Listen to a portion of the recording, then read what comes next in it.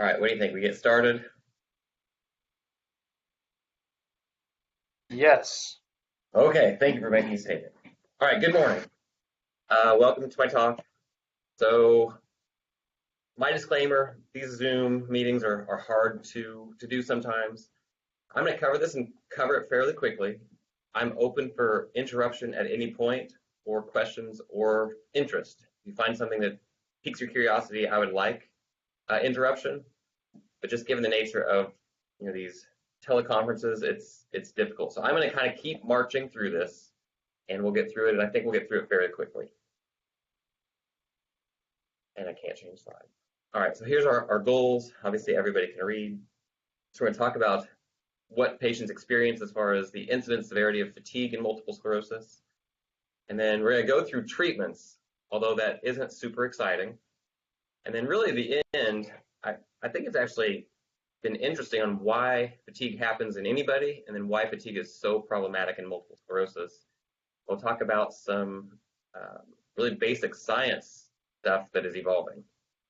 The other thing I like to say is I try to give a talk that I would like to go to. So I'll say random things just to keep you on your toes. So what is the definition of fatigue? Again, everybody can read, but it's really difficult to define, and it's difficult to objectively characterize, which has probably led to less good science. A few definitions: a subjective lack of physical and or mental energy that is perceived by the individual or caregiver to interfere with usual or desired activities. And we've all experienced the overwhelming sense of tiredness, lack of energy, and feeling of exhaustion. This is not unique to multiple sclerosis. All of us in this room, which is just me and Jacinta, have had fatigue at some point. There are different types of fatigue, also hard to define. There's a physical fatigue, when your mind feels ready to go, but your body just won't.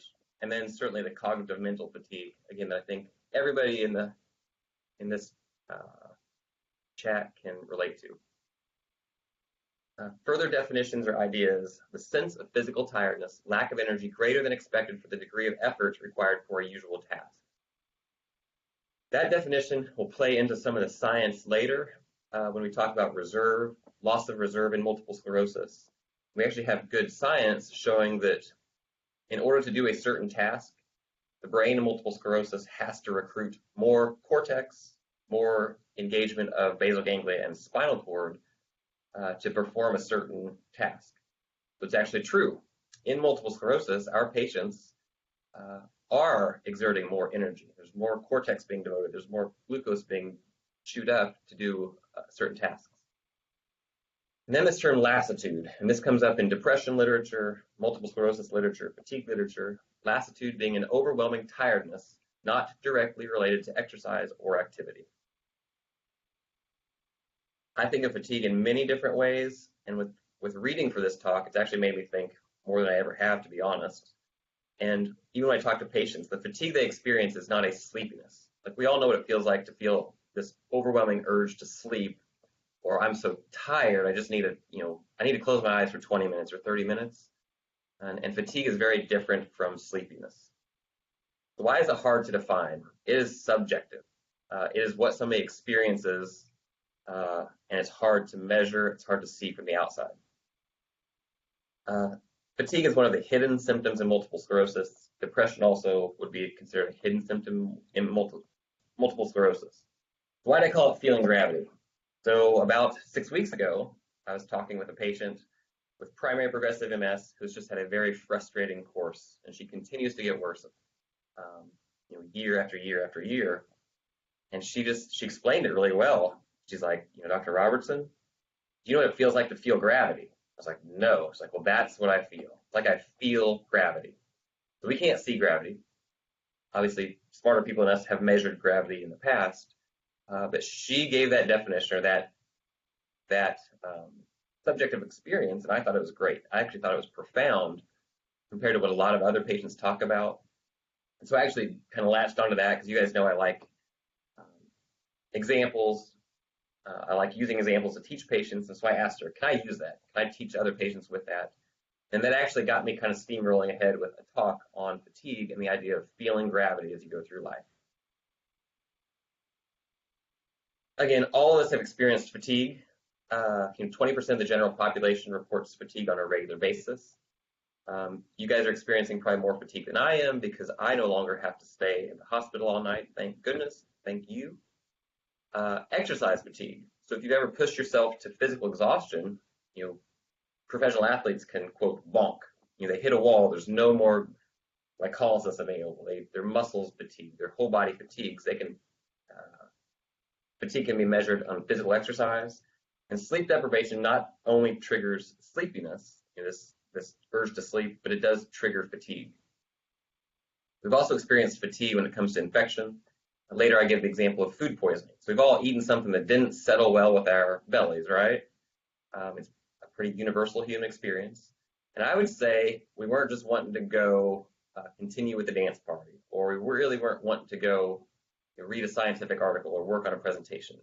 In the setting of our bellies getting sick, it's a natural, even evolutionary outcome that our brains tell us, oh gosh, I'm just going to settle in. I'm going to try to rest. I am not going to go mow the yard today.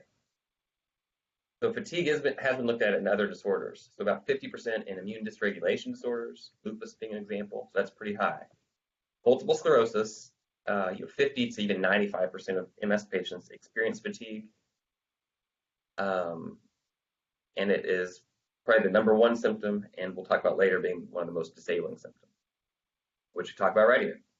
So specific to multiple sclerosis, it's a high incidence. And in more than 60% or even more patients report this is the most severe symptom. Some of us would think it makes sense that the more disabled the patient, the more fatigue they may experience. But fatigue occurs at different severities in all stages of multiple sclerosis. At this point, there's studies on clinically isolated syndrome, new MS diagnoses, and fatigue is already part of their story, year one of their diagnosis. And then the whole idea of a multiple sclerosis prodrome, months to years leading into the diagnosis of symptoms coming up, greater use of the healthcare field.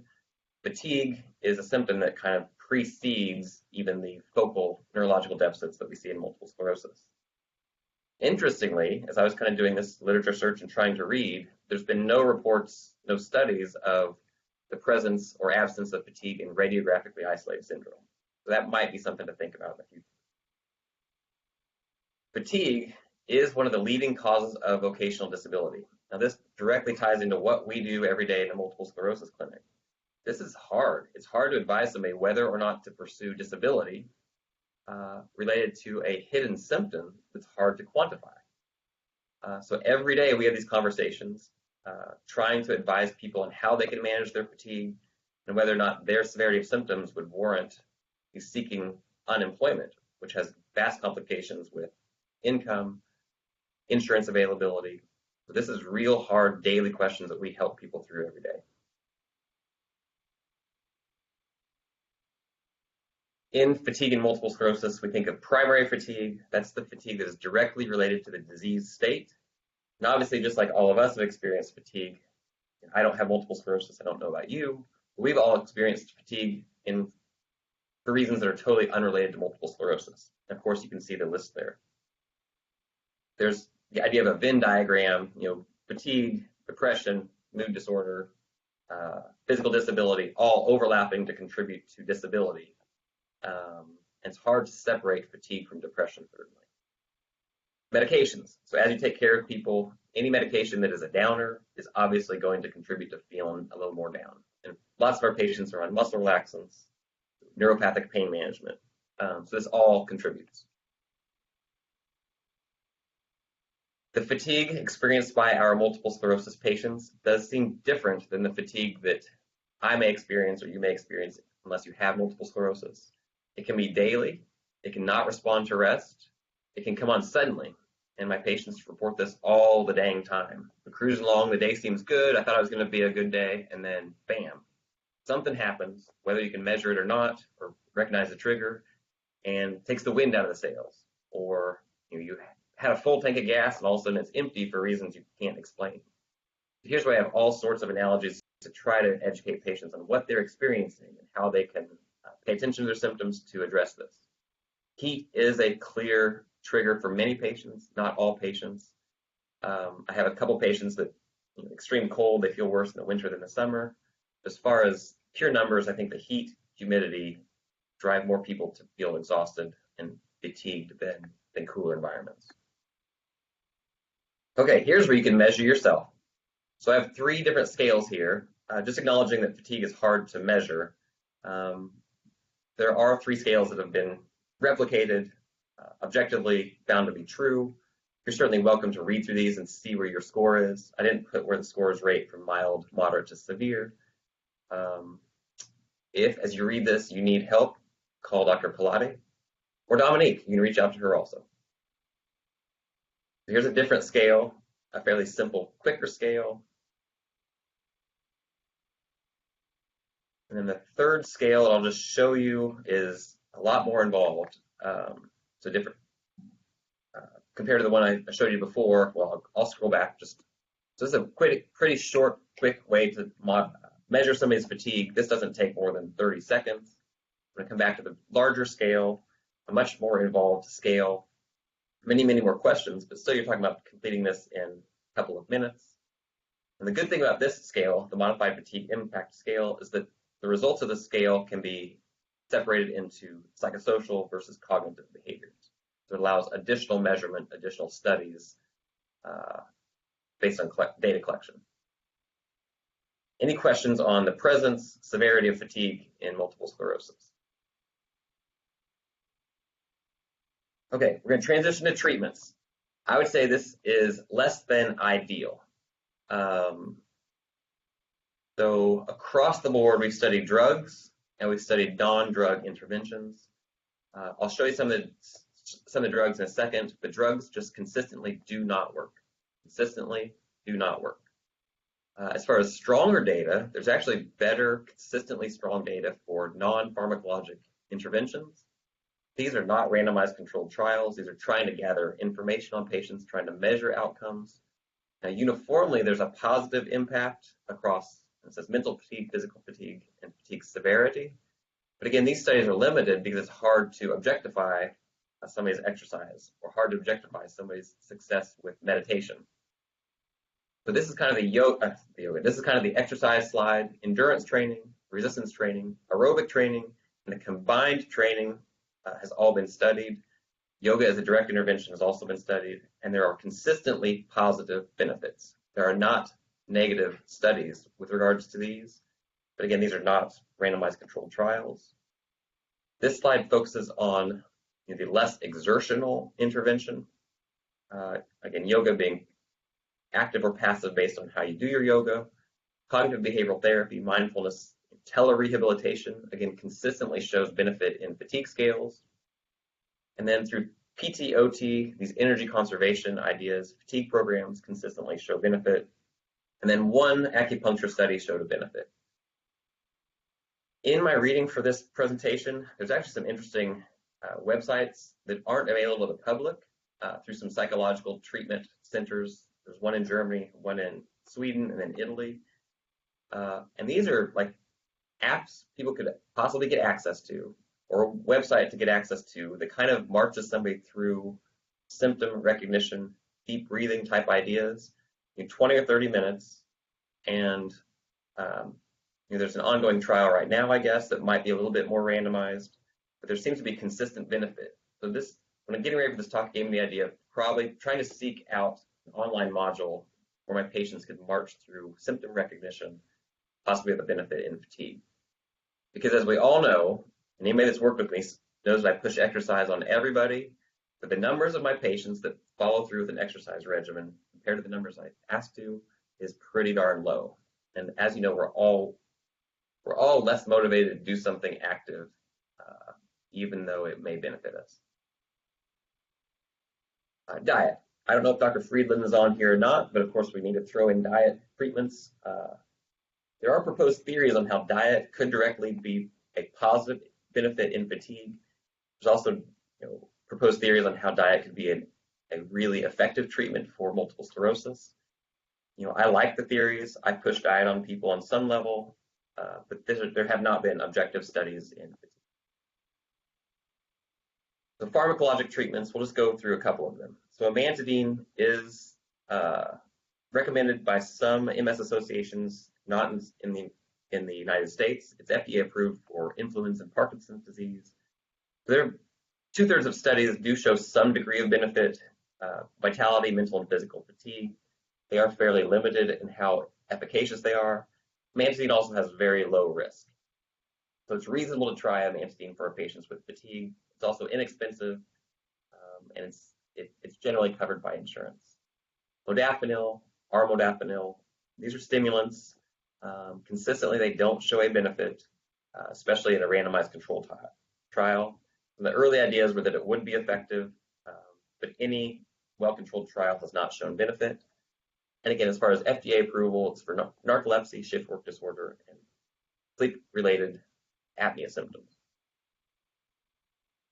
The amphetamines, so Adderall, Ritalin, etc., they have been studied and don't show benefit in fatigue or overall cognition. There have been studies showing benefit in processing speed. I guess just I'm kind of a keep it simple, stupid kind of person. These medications are highly effective in attention deficit disorder. Whether that is provoked in MS is a question, but it does seem to be beneficial for processing speed with patients, not necessarily beneficial for fatigue. And then an interesting molecule, which is aminopyridine, 4-aminopyridine, or 3,4-diaminopyridine, which is now pharmaceutically available as Ampyra in a long-acting form. This has very mixed results, but I would say it consistently doesn't show a clear benefit on fatigue or cognition. So Ampyra is available for walking speed in our patients with multiple sclerosis. I do prescribe this to patients when they have walking disorders and aren't on a ton of other medications. And as I'm giving it to patients, I'm suggesting this might be helpful for other symptoms that you carry with you, even though we can only get approved for slow walking speed in multiple sclerosis. Kind of a stimulant. It prolongs depolarization.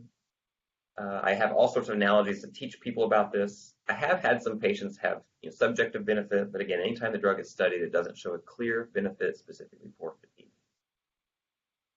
Caffeine, and it might be a way that we self-medicated our fatigue getting through residency and life in general. It just hasn't been extensively studied. A really small, really short, like eight-week RCT was a possible benefit, suggesting more research. And then I don't think there's a lot of money available in the caffeine research world, so it just didn't continue with it being studied for fatigue. So antidepressants, and later I'm going to tie into serotonin and the tryptophan pathways of being probably really significant in neurological disease and fatigue. But our antidepressants do not seem to directly affect multiple sclerosis fatigue. With that said, as I've mentioned earlier, there's a huge overlap with fatigue, depression. These medications can be effective for depression, but again, it doesn't seem to impact fatigue.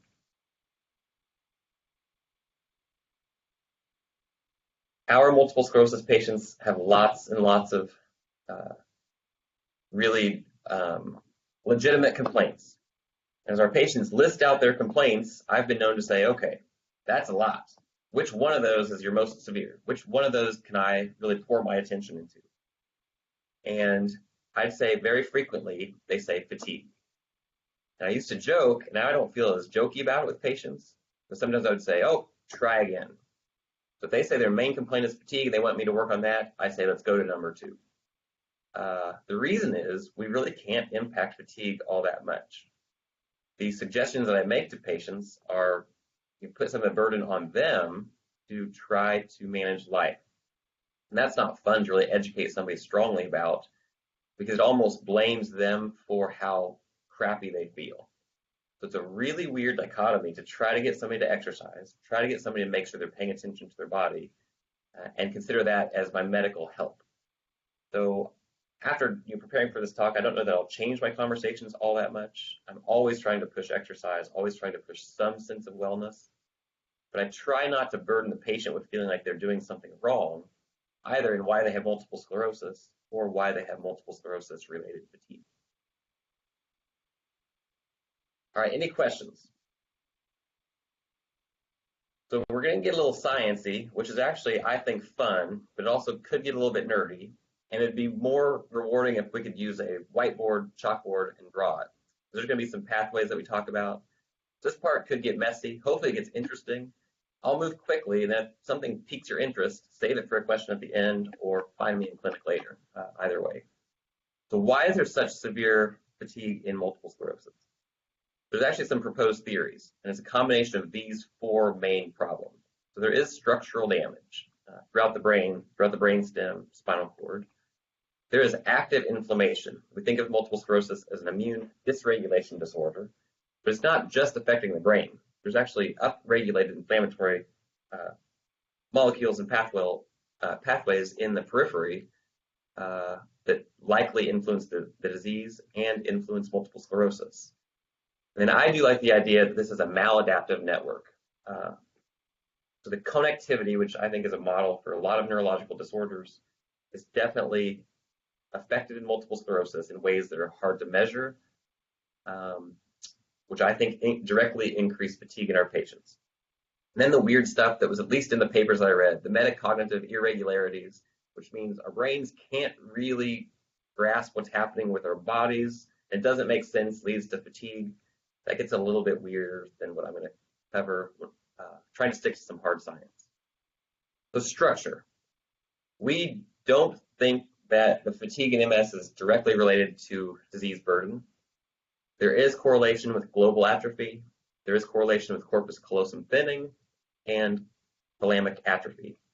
I think of the corpus callosum thalamus as these major relay areas or even relay stations.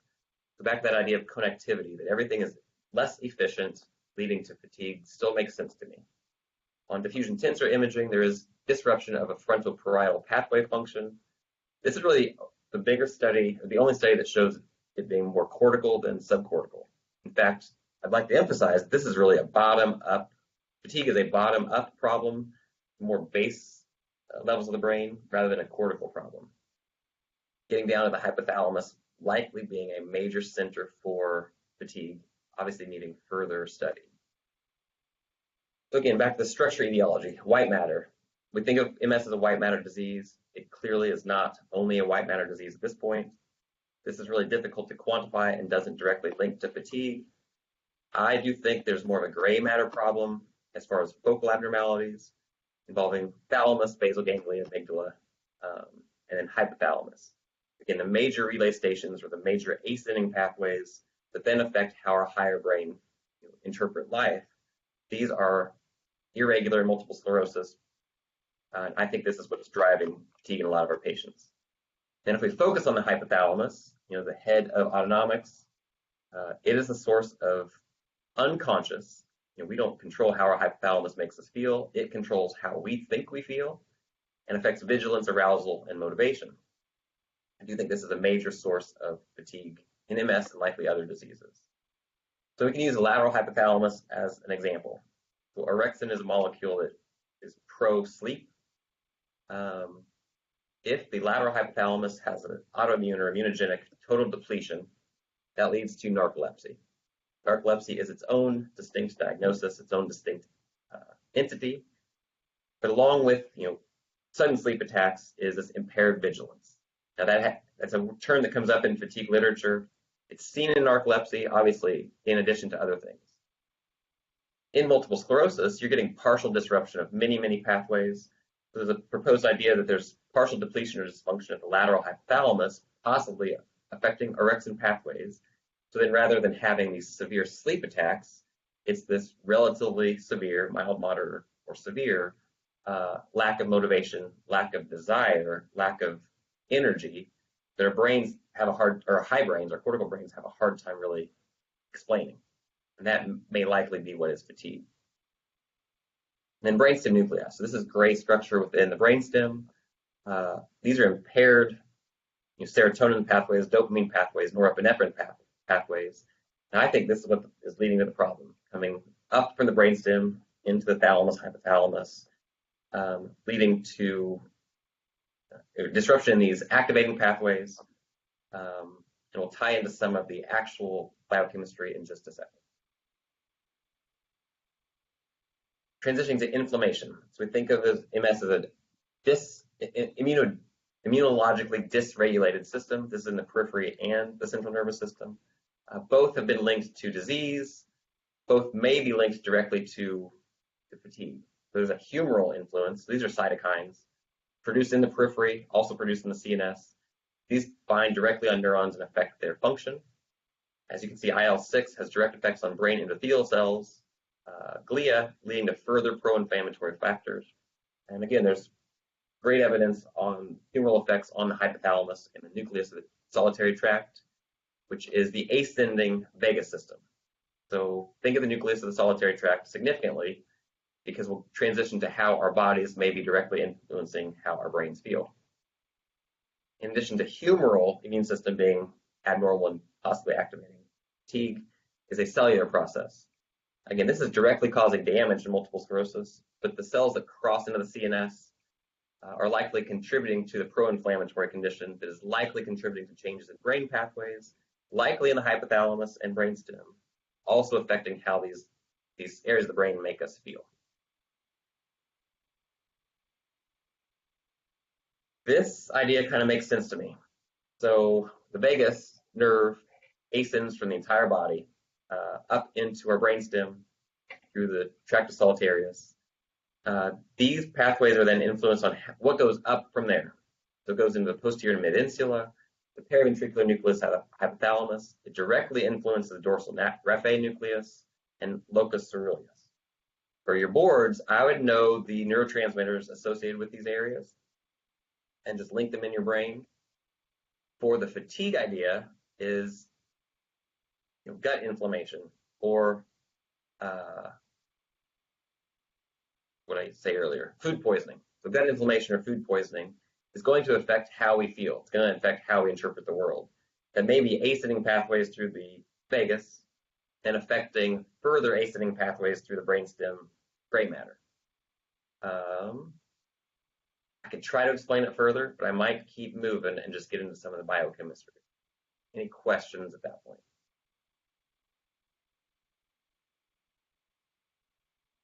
So again, what seems to be happening on the outside? So functional MRI does show that with any desired task in our multiple sclerosis patients, that additional regions of the brain and spinal cord have to be incorporated to get the same result. So this is decreased reserve leading to increased energy expenditure, also increased cognitive expenditure to do a simple task. My idea in MS is the system is inefficient. Sometimes I use a factory as an analogy for how people are doing with multiple sclerosis and fatigue. And loss of reserve is loss of factory workers and trying to get the same factory production with limited workers. There's inefficient pathways. There's altered connectivity between hemispheres, also from the ascending pathways, which results in fatigue. I use the example of walking, and I think this would also apply in the Parkinson's disease world when I think about patients. So when I have patients walk in the hallway, I'm going to back up. Patients may complain about how much work it takes to walk. They may fatigue while walking. They may describe their walking. Their spouse may describe their walking. But then when I have them walk in the office, they look pretty good. And again, this is true in MS. This is true in Parkinson's disease. But if you look at their faces, they're trying hard to walk well. And this isn't intentional show off. I think it's just that we like to look good in front of other people. In the office, when they're walking and they look decent, yet they say they can't walk around the block more than a couple of times, or they can't stay on their feet at their job, for that 25 feet, that 50 feet, the patient can devote more brain activity, more power to walking, so in that few feet, they can look a lot better. I've actually started asking some of my patients, show me how you walk at 3 o'clock in the afternoon, or show me how you would walk when you don't feel very well. So don't show off for me in the office here. Show me how you would walk when you don't feel very well. And I get very different objective measurements of their walking. The other thing to point out is for all of us, when we stand up to walk, or at least for me, I don't have to think about it. I stand up, I walk, I might be able to have a conversation with somebody. I might daydream about what I'm going to say in a talk. I might be able to compose emails in my brain about what I'm going to send to somebody, but I don't have to think about walking.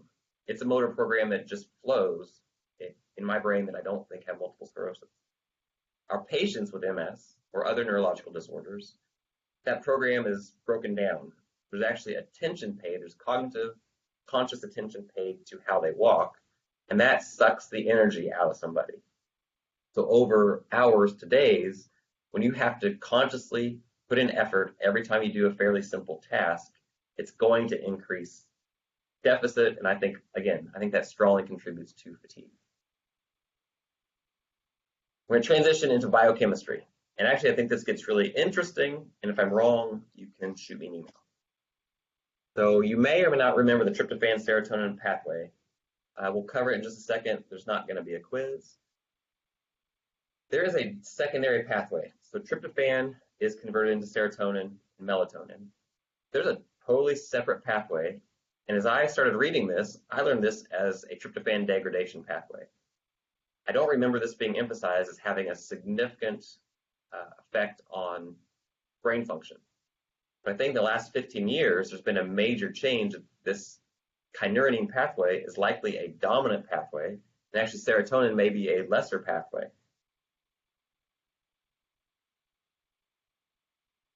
Here is the pathway. You don't have to look at it very much. We're going to cover it in a minute, but I'll come back to it. But we're going to cover some biochemistry, just so that's my warning. So from tryptophan, one direction is serotonin to melatonin. Another direction is this molecule called kynurenine. It seems to be beneficial. It seems to be an NMDA receptor antagonist, a nicotinic acetylcholine receptor antagonist, which seems to be stimulating and beneficial.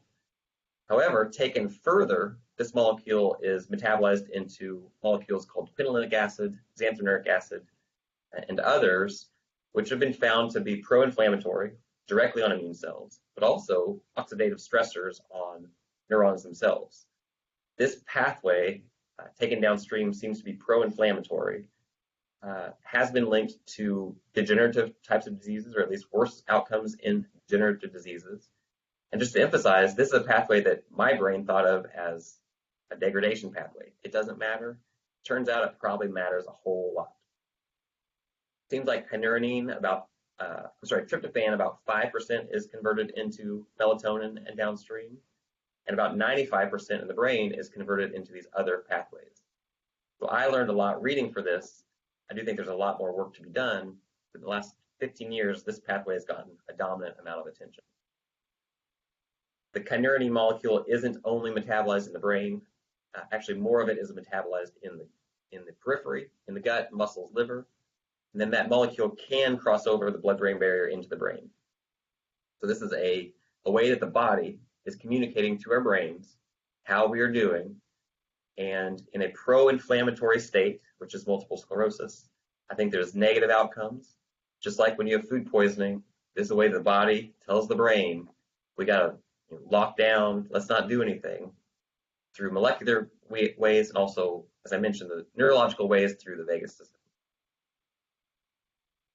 You don't have to study this other than, if you see my mouse, that is tryptophan. Taken in one direction through TPH, it goes down to serotonin, which is bottom left, and then further into melatonin. These have gotten a dominant amount of research in the last 50 or 60 years, but I would argue it may be a less dominant pathway than what we thought. All right, here's another way to kind of show what's going on in a schematic. So tryptophan is at the top. So let's say we take it up, that's serotonin, melatonin, so it's not on here. Metabolized to kynurenine, which is upregulated in pro-inflammatory states. If it goes to the right, kynureninic acid is actually seeming to be a positive outcome in a pro-inflammatory state. However, taken further, these metabolic byproducts, xanthonic acid, quinolinic acid, and others, seem to be significant stressors. They have neurotoxic effects, oxidative stress effects. The circles with the lines through them, this came from a paper that was suggesting pharmaceutical intervention. Where could we intervene to possibly block the production of these neurotoxic agents? This actually comes from some of the depression literature and neurodegenerative disease literature rather than multiple sclerosis and fatigue. Okay, lots of words here. I don't know that I'm going to say it all, but I'll say some of the highlights. I kind of covered this a little bit. I'm trying to think of what I'd actually point out. I think I've said it, but this just summarizes it. I guess the last 3 bullet points are kind of one of the major points I'd like to make. When there's neuroinflammation, which this is coming from the periphery and in the brain on a microscopic level, quinolinic acid, xanthonuric acid is the preferred end result of the kynurenine pathway. And these are high stress, oxidative stress molecules. I'm going to go to the next slide. It's way bigger, way more complicated. Just to show where we are, tryptophan's at the top, coming down to kynurenine in the middle, then off to the left is kynurenic acid, which I think is fairly beneficial. Further down, these are the molecules that we are worried about. These neuropeptides are directly active on neurons, but they're also directly active on immune cells. Immune cells and cytokines are also directly active on these proteins causing the metabolism. So when we get in this pro-inflammatory pathway within the periphery, the gut, the body, it does directly affect how the brain interprets information, and it directly affects brain pathways. And if you remember, I emphasized that I think a lot of the problem in fatigue across the board, but in multiple sclerosis, is from the bottom up. The hypothalamus, the brainstem gray matter, ascending pathways that we are not conscious of. We can't control them. It affects how we feel every day. And I think our cortical function, especially those of us with MS or my patients with MS, have a hard time processing why they feel like shit all the time. But it's because these ascending pathways controlling motivation, controlling desire, controlling energy use are pro-inflammatory and kind of telling our bodies to shut it down because something's wrong. Again, this is the same idea. What are some treatment targets? Whether good or bad, actually, I'll emphasize the bad. A lot of the science is driven by pharmaceutical companies. They're looking for molecules that can make people feel better, and then that can drive money. That can drive a profit. I think that's great, and I also think it's not great. There are few papers talking about how does diet directly affect these pathways. So again, tryptophan being an essential amino acid is primarily derived from our diet. Our gut, all the things that live in our gut that we emphasize around the University of Louisville directly affects how tryptophan is processed and metabolized. 60% of the processing of this is actually in the periphery rather than the brain.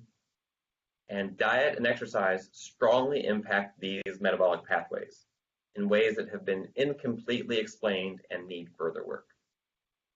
I think one of the roles of grand rounds is what is actually new, exciting, people presenting their research. Well, those of you that work with me know that I don't do research. I'm not good at the research mind. But what is exciting? Well, this could be an exciting pathway that needs further attention, needs further study. And for what I see in my patients, it would be awesome to study this pathway in our patients who exercise versus those who do not, and in our patients that consume a high fiber, non-red meat, non-sugar diet, as some of our faculty also point out. It'd be interesting to see what happens in these pathways. Back to our patients. So fatigue is real. Fatigue is severe. Patients complain. I have very little to offer them that is objective. We try to teach wellness. The studies that are done show that that has the most consistent positive impact on fatigue. But of course, that takes behavioral changes. It takes cultural changes. It takes lifestyle changes, which are way harder than a pill. I do think the gut-brain, the microbiota, is a major source of inflammation in the periphery that drives, if not disease state, just how we feel. And I do think we're financially limited in our culture because pharma controls a lot of the research money, and these are hard things to study. In the last 15 years, fatigue and research has grown dramatically in the conditions that you see listed: depression, lupus, cancer, and an objective model is actually post-vaccine. So you get inflammatory changes after a vaccine. Sometimes we don't feel well for a couple days. That's actually been studied. Multiple sclerosis is the most common and one of the most disabling symptoms in multiple sclerosis. Fatigue is the most common and one of the most disabling symptoms in MS. And the research has actually declined when this kynurenine pathway is being further evaluated in these other conditions. So I do think it needs further attention. Multiple sclerosis is a hard model to study because every single patient is remarkably different. Their MRIs are different, their histories are different, their exams are different. So I think that limits us in research. I'm actually done. I would like to coach myself on continuing to have compassion toward our patients that deal with fatigue that we really can't help, that is profoundly disabling, that overlaps with depression. I'd also like to be compassionate to our residents who work harder than I do, who have probably a little more stress than I do at times, and that fatigue is real in your lives as well.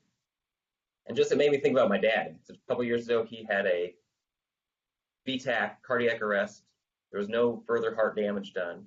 His heart failure was unchanged, but for the next year, he could do jack squat. He would go to the store and look like he had aged 15 years. He slept way more. Reading this literature made me realize that there's a biochemical reason why after a heart attack, after a major life stressor, our bodies tell our brains to just shut it down. And as I mentioned, I think this is a bottom-up symptom rather than a cortical or conscious symptom. And that's all I got.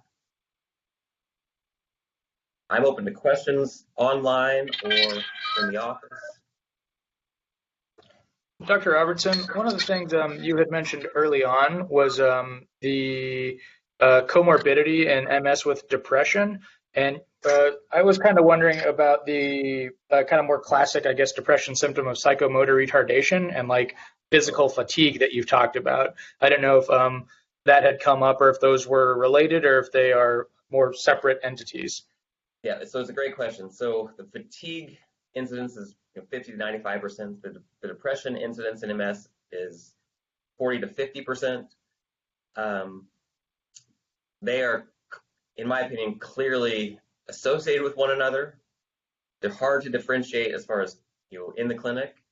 And I'd say the studies that I read in MS really don't differentiate MS-related fatigue with or without depression because there's such an overlap between the two of them.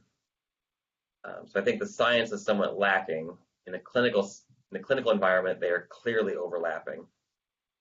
SSRIs, so back to the serotonin pathway getting the dominant amount of science in the last 50 years, the dominant amount of pharmaceutical agents.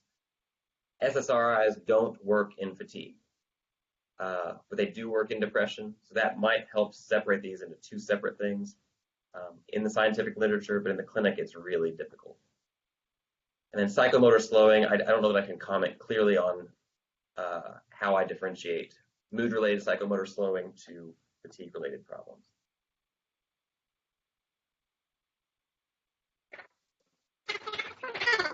Thanks. Dr. Robertson, Yep, yes, sir. you spoke about fatigue severity scale and also this modified fatigue impact scale. How does it, if a patient scores a 2 out of 5 on that scale, how does it change your management? Yeah, so these scales, I'll just go back to one, just so you're seeing it. These are scales that are used in research. These are not scales that I do routinely in the office.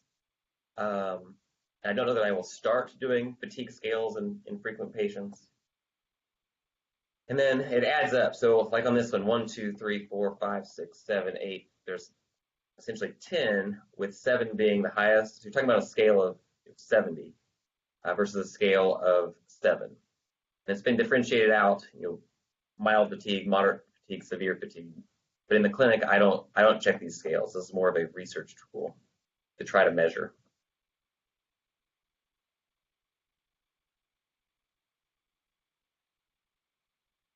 Okay.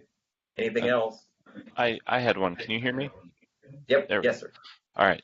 I had tried to ask it twice, and I don't think my voice went through. It's very interesting to me, and I'm wondering if you can comment on, it always seems to be fatigue. It's never the other way around. You would think with a system where you're breaking down at multiple points, there would be somebody with, oh, well, now I'm just an insomniac, or I just can't get to sleep. And do you see that in your clinical patients as well? Okay. So the question, do we see sleep disruption in addition to fatigue, or does that seem to precede the fatigue? Or even the other way around, where they're perceiving that they have energy when they physically don't. It just Oh, seems like oh, you never see the opposite of this, even though you're having the system break down on multiple levels. You would think that if you broke down a switch on one area and then you broke it down on the opposing, I guess, mechanistic area, you would see the yeah. opposite effect, but you don't. Correct. Yes. Um, I think you're right to make that observation. With that said, I think if I don't know if this ties into your question directly, a lot of my patients fall. They think that that leg's going to hold them up, and they start for step 2, step 3, and then the leg no longer performs and they go down. That might be an idea that they have strength. I can do this. I can get through it, and then, oh crap, this leg is not going to be as strong as what I anticipated. I think that might be it's a good observation. That's an interesting perspective on it too, with the strength failures. Yeah. And Jacinta, type it in. Yeah, so I've taken care of lots of MS patients. But people say that their body can't catch up with their brain. So like they feel like they can do what they want when they want, but it's like their legs don't work when they want it to, or their hands don't work when they want it to, or they can't see as well as they think they can. So I do think there is some, they think they're more capable than what their body is. So I And think they we, have that, and they describe it to me as they just feel like they can't catch up with their brain, but they think. interesting. Thank you. Also, Dr. Robertson, one more question. Like, will this probiotics will help this patient if we think that it trickles down to the gut microbiota related inflammation? Yeah, so if I'm speculating, I do think there's a strong gut-brain connection in everything that we do. I'm able-bodied at this point, and I think my diet strongly affects how I feel.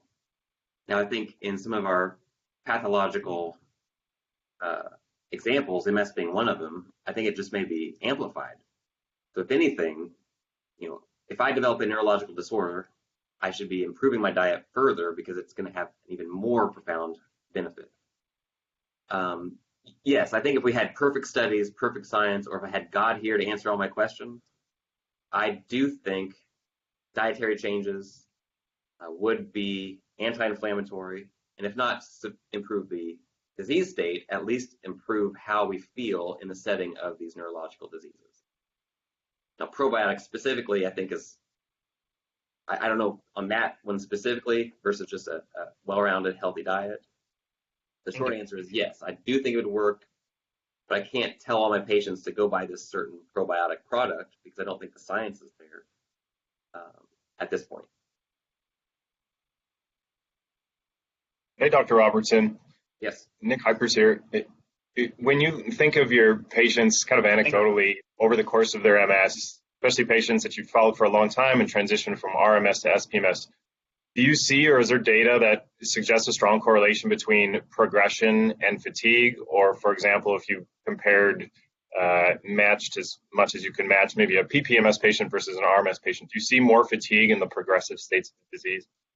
That's a good question. So obviously this is anecdotally, and actually you might get my opinion and Jacinta's with this. We talk to our patients in different ways. Just off the top of my head, and even thinking about this subject with the talk, I actually don't think there's a definitive association with higher disability and fatigue. In fact, it's on some